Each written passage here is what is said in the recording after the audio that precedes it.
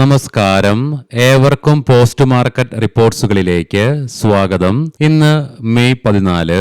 അങ്ങനെ ഈ ആഴ്ചയില് ആദ്യമായി ഇന്ത്യൻ മാർക്കറ്റില് ലീഡിംഗ് ആയ എല്ലാ ഇൻഡസ്ട്രീസുകൾക്കും ശക്തമായ നേട്ടത്തോടുകൂടി തന്നെ വ്യാപാരം അവസാനിപ്പിക്കുവാനുമായി, കൂടാതെ ഇന്ത്യ വിക്സ് തുടർച്ചയായി 4 ട്രേഡിംഗ് സെഷനുകളിലെ ഗണ്യമായ ഉയർച്ചയ്ക്ക് ശേഷം ഇന്ന് കൂൾ ഓഫ് ആകുവാനും സാധിച്ചു. പ്രധാനമായും 7 കാരണങ്ങളാണ് ഇന്ന് നമ്മുടെ മാർക്കറ്റിനെ ശക്തമായ ഒരു നേട്ടത്തിലേക്ക് നയിക്കുവാൻ ഇടയാക്കിയതും. അവ എന്തൊക്കെയാണെന്ന് വിശദമായി തന്നെ നമുക്ക് ഈ വീഡിയോയിൽ പരിശോധിക്കാം. ലീഡിംഗ് ആയ എല്ലാ ഇൻഡസ്ട്രീസുകളിലും ശക്തമായ ഗ്യാപ്പ് അപ്പ് ഓപ്പണിംഗ് തന്നെയായിരുന്നു ഇന്ന് ലഭ്യമായിരുന്നതും.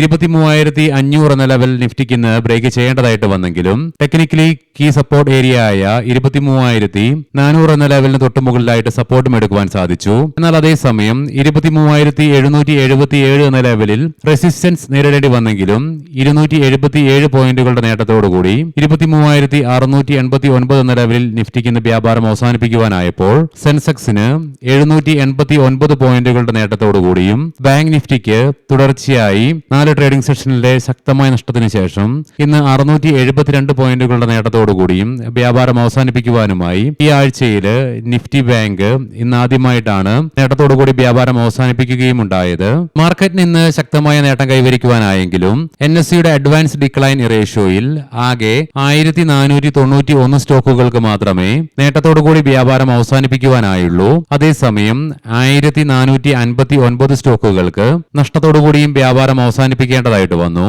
Adani enterprises, Cipla, Bharti Airtel, Eternal, doctor Reddy's lab തുടങ്ങിയ സ്റ്റോക്കുകൾക്ക് ഇന്ന് നിഫ്റ്റിയിലെ ടോപ്പ് ഗെയിനേഴ്സ് ആയിട്ട് മാറുവാൻ സാധിച്ചപ്പോൾ Infosys, tech Mahindra, coal India, HCL ടെക്, TCS തുടങ്ങിയ സ്റ്റോക്കുകൾക്ക് ഇന്ന് നിഫ്റ്റി 50യിലെ ടോപ്പ് ലൂസേഴ്സ് ആയിട്ട് മാറേണ്ടതായിട്ടും വന്നു. ഇന്ന് പുറത്തു വന്ന പുതിയ റിപ്പോർട്ടുകൾ പ്രകാരം റഷ്യയിൽ നിന്നും ഇന്ത്യയിലേക്കുള്ള എണ്ണയുടെ ഇറക്കുമതിയിൽ ഏപ്രിൽ മാസം 15% ഇടിവ് രേഖപ്പെടുത്തി. എങ്കിലും 5.3 ബില്യന്റെ ഡീൽ നടത്തുകയും ചെയ്തു.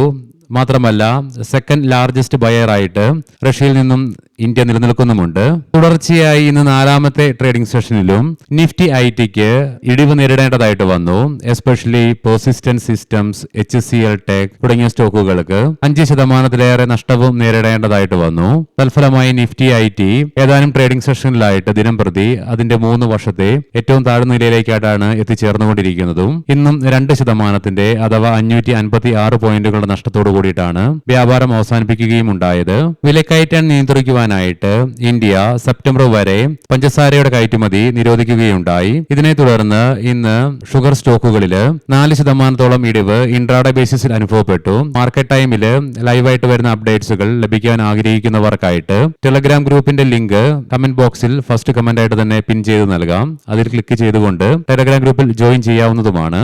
ഇന്ന് US പ്രസിഡന്റ് ഡൊണാൾഡ് ട്രംപും ചൈനീസ് പ്രസിഡന്റ് ഷീ ജിൻപിങ്ങും ചൈനയിൽ വെച്ച് നടത്തിയ ചർച്ചകളിൽ നിലവിൽ വെസ്റ്റ് ഏഷ്യയിൽ നടന്നുകൊണ്ടിരിക്കുന്ന പ്രശ്നങ്ങളിൽ USന്റെ ഏറ്റവും വലിയ ഡിമാൻഡാണ് ഇറാന് ന്യൂക്ലിയർ വെപ്പൺ അനുവദിക്കില്ലെന്ന്. എന്നാൽ ഇന്ന് ട്രംപും ഷീ ജിൻപിങ്ങും നടത്തിയ ചർച്ചയിലും അവസാനം ഇറാന് ന്യൂക്ലിയർ വെപ്പൺസ് പാടില്ലെന്നുള്ള നിഗമനത്തിലേക്കാണ് എത്തിച്ചേർന്നതും. കൂടാതെ ഹോർമസ് കടലിടുക്ക് വിശാലമായി തന്നെ പഴയതുപോലെ തന്നെ എല്ലാ ലോകരാജ്യങ്ങൾക്കുമായിട്ട് ഫ്രീ ആയിട്ട് തുറന്നിടണമെന്നുള്ള അഭിപ്രായത്തിലേക്കാണ് ചർച്ച വഴിതെളിച്ചതും. ഈ രാജ്യങ്ങൾ തമ്മിൽ നടത്തിയ ചർച്ചയിൽ ഇങ്ങനെ ഒരു ഔട്ട്കം ആണ് വന്നതെങ്കിലും ഇറാന്റെ ഭാഗത്ത് നിന്നും ഇതിനെതിരെയുള്ള പ്രതികരണം നമ്മൾ നോക്കി കാണേണ്ടതായിട്ടുമുണ്ട്.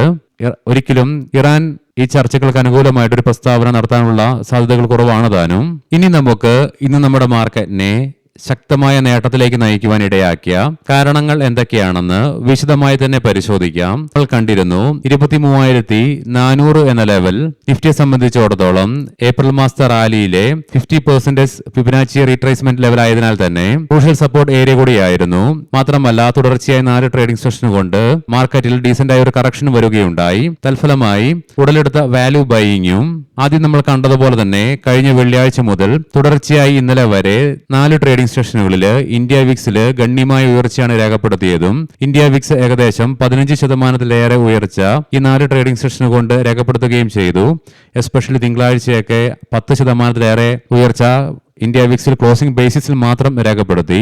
എന്നാൽ അതിനെല്ലാം വിരാമം ഇട്ടുകൊണ്ട് ഇന്ന് ഇന്ത്യ വിക്സിന് ക്ലോസിംഗ് ബേസിസിൽ 4.25% ഇടിവോടുകൂടി വീണ്ടും 18.61 എന്ന ലെവലിലേക്ക് കൂൾ ഓഫ് ആകാൻ സാധിച്ചതും ഇന്നലെ US മാർക്കറ്റില് PPI ഡാറ്റ വീക്കായിട്ട് റിപ്പോർട്ട് ചെയ്യപ്പെട്ടെങ്കിലും പ്രസിഡന്റ് ട്രംപിന്റെ താൽപര്യക്കാരനായിട്ടുള്ള പുതിയ ഫെഡ് ചെയർമാനെ തിരഞ്ഞെടുക്കുവാൻ സാധിച്ചതിനെ തുടർന്നും ടെക് സ്റ്റോക്കുകളിൽ ഉടലെടുത്ത ശക്തമായ നേട്ടത്തിന്റെ ഫലമായിട്ടും US മാർക്കറ്റുകൾക്ക് അതിശക്തമായ നേട്ടത്തോടുകൂടി തന്നെ വ്യാപാരം അവസാനിപ്പിക്കുവാനുമായിരുന്നു. കൂടാതെ ഇന്ന് 0.5% അഥവാ 100-ലേറെ പോയിന്റിന്റെ നേട്ടം മാത്രം പ്രതിഫലിച്ചിരുന്ന യുഎസിലെ ഡോ ജോൺസ് ഫ്യൂച്ചർ പിന്നീട് 300-ലേറെ പോയിന്റുകളുടെ നേട്ടം കൈവരിച്ചതും ഇന്ന് വ്യാപാരം നടത്തിക്കൊണ്ടിരുന്ന യൂറോപ്യൻ മാർക്കറ്റ്സിലും ഏഷ്യൻ മാർക്കറ്റ്സിലും അനുഭവപ്പെട്ട ശക്തമായ പോസിറ്റീവ്നെസിനെ തുടർന്ന് ഗ്ലോബൽ ക്യൂസ് ഫേമായിട്ട് നിലനിന്നതും ഇതിനെല്ലാം പുറമെ നിലവിൽ വെസ്റ്റ് ഏഷ്യയിൽ നടന്നുകൊണ്ടിരിക്കുന്ന പ്രശ്നങ്ങൾ ന്യൂട്രലായിട്ട് തുടരുകയാണെങ്കിൽ കൂടിയിട്ടും ഹോർമോസ് കടലെടുക്ക് സ്റ്റാൻഡ് സ്റ്റില്ലായിട്ട് തുടരുന്നതിനാൽ തന്നെ ലോകത്താകമാനം അനുഭവപ്പെടുന്ന ഊർജ്ജ പ്രതിസന്ധി നിലനിൽക്കുന്ന ഈ വേളയിൽ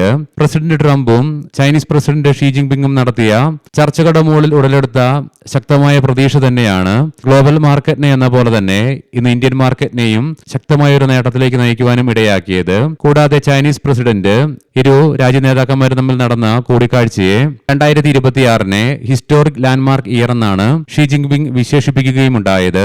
അതുകൊണ്ട് തന്നെ ഇരു നേതാക്കന്മാരും തമ്മിൽ നടത്തുന്ന ചർച്ചകളെ തുടർന്ന് വെസ്റ്റ് ഏഷ്യൻ പ്രശ്നങ്ങൾ ഒരു പരിഹാരത്തിലേക്ക് ഒരുപക്ഷെ എത്തിച്ചേർന്നേക്കാമെന്നുള്ള പ്രതീക്ഷയും മാർക്കറ്റിന് ഗുണം ചെയ്തു. ഇതുകൂടാതെ ഇന്ത്യൻ മാർക്കറ്റിലെ ഹെവി വെയിറ്റ് സ്റ്റോക്കായ ഭാരതി എയർടെലിന്റെ ക്വാർട്ടർ 4 ഏർണിംഗ്സുകൾ ഇന്നലെ പ്രസിദ്ധീകരിച്ചു. തൽഫലമായി ഇന്ന് സ്റ്റോക്കിന് 3%-ലേറെ നേട്ടത്തോടുകൂടി വ്യാപാരം അവസാനിപ്പിക്കുവാനും സാധിച്ചു. മാത്രമല്ല മറ്റൊരു ഹെവി വെയിറ്റ് സ്റ്റോക്കായ ഓയിൽ ഇന്ത്യക്ക് ഇന്ന് 2.5%-നടുത്ത് നേട്ടവും കൈവരിക്കുവാനായി. സെൻസെക്സിന്റെ ഈ മാസത്തെ 2ാമത്തെ ആഴ്ചയിലെ വീക്ക്ലി എക്സ്പയറി ആയിരുന്നതിനാലും ഇതിനെല്ലാം പുറമെ ഇന്ന് കേന്ദ്ര സർക്കാരിന്റെ ഭാഗത്ത് നിന്നും പുതിയ നടപടികൾ വരുന്നു എന്നുള്ള റിപ്പോർട്ട്സ് വരുന്നുണ്ട്. അതായത് RBIയുടെ നിർദ്ദേശപ്രകാരം ഇന്ത്യൻ ധനകാര്യ മന്ത്രാലയം വിദേശ നിക്ഷേപകരുടെ ഇന്ത്യൻ ബോണ്ടിലുള്ള നിക്ഷേപത്തില് ടാക്സുകൾ ഗണ്യമായ രീതിയിൽ ഒരുപക്ഷെ കുറച്ചേക്കാമെന്നുള്ള റിപ്പോർട്ട്സും വരികയുണ്ടായി. ഈ ഒരു ഘടകമാണ് ഇന്ന് നമ്മുടെ മാർക്കറ്റിനെ ശക്തമായ ഒരു നേട്ടത്തിലേക്ക് നയിക്കുവാൻ ഇടയാക്കിയതും. കാരണം നിലവിൽ വിദേശ ധനകാര്യ സ്ഥാപനങ്ങൾ ഇന്ത്യൻ മാർക്കറ്റിൽ നിന്നും ദിനംപ്രതി വിറ്റഴിച്ചുകൊണ്ടിരിക്കുകയാണ്. എസ്പെഷ്യലി അവസാന 1.5 വർഷത്തിലേറെ കാലമായി ഈ പറഞ്ഞ കാരണങ്ങൾ കൊണ്ടൊക്കെയാണ് ഇന്ന് നമ്മുടെ മാർക്കറ്റിന് ശക്തമായ നേട്ടത്തോടുകൂടി തന്നെ വ്യാപാരം അവസാനിപ്പിക്കുവാനും ഇടയാക്കിയത്. ഇനി നമുക്ക് ഗ്ലോബൽ മാർക്കറ്റുകൾ പരിശോധിക്കാം. US മാർക്കറ്റ് മുൻപേ പറഞ്ഞതുകൊണ്ട് ആവർത്തിക്കുന്നില്ല. യൂറോപ്യൻ മാർക്കറ്റ്സിൽ UK മാർക്കറ്റ് 0.5%-ലേറെയും ഫ്രാൻസ് മാർക്കറ്റ് 0.25%-ലേറെയും ജർമ്മൻ മാർക്കറ്റ് 1.25%-നടുത്തും നേട്ടത്തിലാണ് വ്യാപാരം നടത്തിക്കൊണ്ടിരിക്കുന്നത്. ഏഷ്യൻ മാർക്കറ്റ്സിൽ ഇന്ന് ജപ്പാൻ, സിംഗപ്പൂർ, ഹോങ്കോങ്, ചൈനീസ് മാർക്കറ്റുകൾക്ക് നഷ്ടത്തോടുകൂടി വ്യാപാരം അവസാനിപ്പിക്കേണ്ടതായിട്ടും വന്നു. ചൈനീസ് മാർക്കറ്റിൽ നിന്ന് 1.5%-ലേറെ ഇടിവും നേരിടേണ്ടതായിട്ട് വരികയും ചെയ്തു. കൊമോഡിറ്റിയിൽ ബ്രെന്റ് ക്രൂഡിന്റെ വിലയിൽ നേരിയ ഇടിവും ക്രൂഡ് ഓയിലിന്റെ വിലയിൽ 0.5% ഇടിവുമാണ് അനുഭവപ്പെടുന്നത്.